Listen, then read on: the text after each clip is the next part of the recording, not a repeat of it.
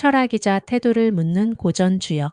주역은 64개의 궤를 통해 사람이 인생을 살면서 마주칠 수 있는 상황을 압축해 보여줍니다.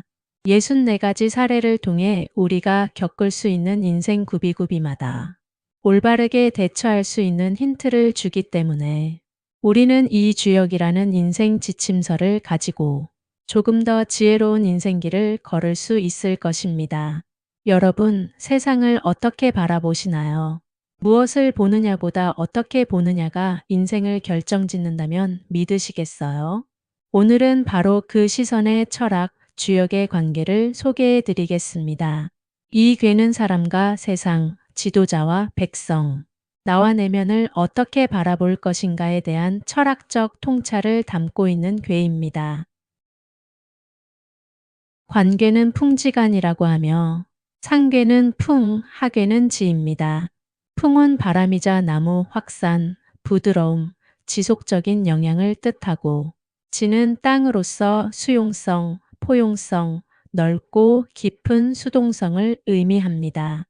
이 괴상은 바람이 땅 위를 조용히 지나가며 스며드는 이미지를 보여줍니다.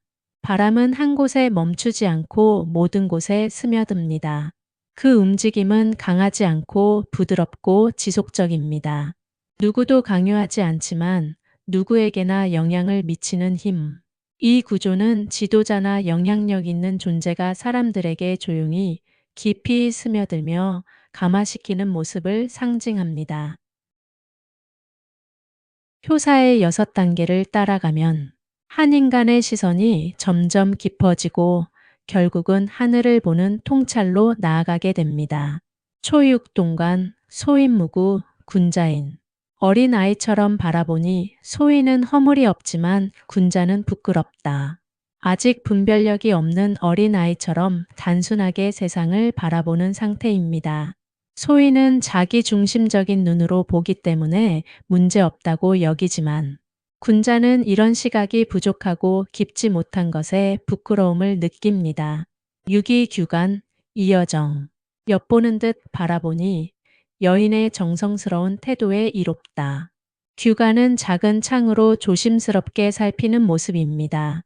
이는 겸손하고 신중한 관찰을 의미하지만 아직 바라보는 시야가 좁고 낮은 단계를 나타냅니다. 육삼관이생, 진퇴. 자신의 삶을 살펴보며 나아갈지 물러날지를 결정한다. 국가의 경계를 넘보는 시선, 야심은 있지만 자기 성찰 없이는 올바른 선택을 하지 못하기 때문에 아직 부족한 단계입니다. 이제 타인을 보기보다 나 자신을 관찰해야 할 시점입니다. 자신의 언행과 삶을 돌아보고 앞으로의 방향을 신중히 정하라는 뜻입니다. 유고관하생, 군자무구.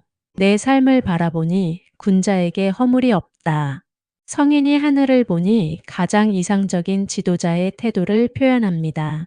특히 구호는 중정지위에 있는 효로서 진정한 리더가 자기를 돌아보는 태도를 강조합니다. 훌륭한 리더는 언제나 스스로를 먼저 돌아보며 자기 성찰을 멈추지 않는 리더는 사람들에게 신뢰를 줍니다. 상육관기생, 군자무구. 타인의 삶을 바라보되 군자는 허물이 없다. 이제는 자신을 넘어 타인을 바라보니 모든 것을 내려놓고 하늘의 뜻에만 맡기는 초연한 경지를 나타냅니다. 가장 높은 자리에서 타인의 삶을 관찰합니다. 이때 중요한 것은 편견 없이 공정한 시각으로 사람들을 보는 것입니다. 이렇게 6개의 효사는 이기적이고 좁은 시선에서 시작해 점차 자기 자신을 성찰하고 결국에는 타인과 세상을 편견 없이 바라보게 되는 과정을 보여주고 있습니다. 사람은 자신을 먼저 성찰하고 난 뒤에 타인과 세상을 본다. 자기 성찰은 단순한 성격 분석이 아니라 올바른 세계 인식의 첫 단추입니다. 그래서 주역 관계의 효사에서도 자기 삶을 보는 것이 먼저 나오는 거죠. 왜 사람은 자기 자신을 먼저 성찰한 뒤에야 세상을 바르게 바라볼 수 있는가? 이건 철학, 심리학, 뇌과학 등 다양한 분야에서 공통적으로 다루는 주제입니다. 심리학적 관점 투사의 원리. 사람은 외부 세계를 있는 그대로 보기보다는 내면의 렌즈를 통해 세상을 봅니다. 이걸 심리학에서는 투사라고 하죠. 내 안에 불안이 많으면 세상도 불안하게 보입니다. 내가 내 감정을 이해하지 못하면 남의 감정도 왜곡해서 보게 됩니다. 자기 성찰은 이 렌즈를 닦는 과정입니다. 내 감정을 알고 나의 왜곡을 인식하면 비로소 세상을 더 객관적으로 볼 수 있어요. 인지과학적 관점 뇌의 처리 순서. 인간의 뇌는 외부 정보를 받아들일 때 기존의 기억, 감정, 자기 인식을 통해 해석합니다. 그래서 나라는 개념이 정립되지 않으면 외부 세계도 혼란스럽게 해석됩니다. 즉, 나에 대한 정보가 정리되어 있어야 세상에 대한 인지가 안정적으로 이루어지는 구조입니다. 철학적 관점 세상은 내 마음의 거울. 불교나 유교, 동양 철학에서는 세상은 내 마음을 비추는 거울이라고 말합니다. 내가 화가 나 있으면 모든 말이 공격적으로 들립니다. 내가 평온하면 같은 상황도 너그러이 받아들입니다.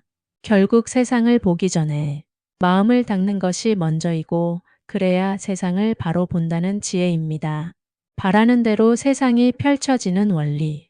동양 철학에서는 바람은 밖으로 향한 욕망이 아니라 안으로 다스려진 마음의 정성입니다. 결국 내가 바라는 대로 세상이 펼쳐진다는 말은 내가 어떤 존재로 살아가느냐에 따라 세상과의 관계가 바뀌고 그 결과 세상의 모습이 달라진다는 깊은 통찰을 담고 있는 것이죠. 불교에서는 일체유심조, 즉 마음이 곧 세계고 모든 것은 마음이 지은 바다라고 했습니다. 세상이 실체로 존재하는 것이 아니라 내 마음이 어떻게 보느냐에 따라 생겨나는 현상이라고 봅니다. 내가 원망하면 세상은 고통으로 보이고 내가 감사하면 같은 상황도 축복처럼 느껴진다는 거죠. 그래서 불교에서는 마음의 청정이 곧 세상의 청정이라고 말합니다. 즉, 내가 바라는 대로 세상이 바뀌는 것이 아니라 내가 어떤 마음을 품느냐에 따라 세상은 그렇게 인식된다는 뜻입니다. 유교에서도 인간의 정성과 도덕적 태도가 세상과 공명한다고 보는 정성과 감흥의 원리를 설파합니다. 지극한 정성은 하늘을 감동시킨다. 하늘은 사람의 마음을 감응한다. 내가 바르게 살면 하늘도 그에 맞게 응답합니다. 정성을 다해 바라고 행하면 결국 세상이 그 방향으로 움직인다는 신념이죠. 여기서 말하는 바라는 대로는 욕심이 아니라 바른 뜻을 품고 끊임없이 실천하는 마음을 말합니다. 그 정성이 하늘의 기운과 통하고 세상에 영향력을 주는 것입니다. 도가는 무의자영과 공의 힘을 중요시합니다. 크게 바라는 자는 바람조차 일으키지 않는다. 노자와 장자는 억지로 바라는 것을 경계합니다. 하지만 역설적으로 욕심 없이 자연스럽게 살아가는 사람에게는 세상이 조화롭게 펼쳐진다고 봅니다. 마음이 고요하고 욕망이 없을 때 세상이 편안하게 돌아간다. 내가 억지로 통제하지 않을 때 세상이 오히려 나를 돕는다. 즉, 비움과 무위의 상태일 때 자연의 이치와 내가 일치하고 그로 인해 내가 원하는 방향으로 세상이 흘러가는 느낌을 받게 됩니다. 오늘 우리는 관계를 통해 어떻게 바라볼 것인가, 그리고 어떻게 보여질 것인가에 대해 깊이 생각해 보았습니다. 진정한 통찰은 바깥 세상을 보는 눈이 아니라 먼저 자기 자신을 바라보는 시선에서 시작됩니다. 세상을 탓하기 전에 나를 먼저 비추어 보고 남을 설득하기 전에 내 삶이 먼저 감동이 되기를. 그럴 때 우리는 더 좋은 세상을 이끄는 관의 사람이 됩니다. 세상은 내가 품은 만큼, 보여주는 만큼 다가옵니다. 지금 여러분은 어떤 시선으로 세상을 바라보고 있나요? 끝까지 함께 해주셔서 고맙습니다. 이 영상이 여러분의 삶에 따뜻한 통찰이 되었기를 바랍니다. 다음 영상에서 다시 만나요. 고맙습니다.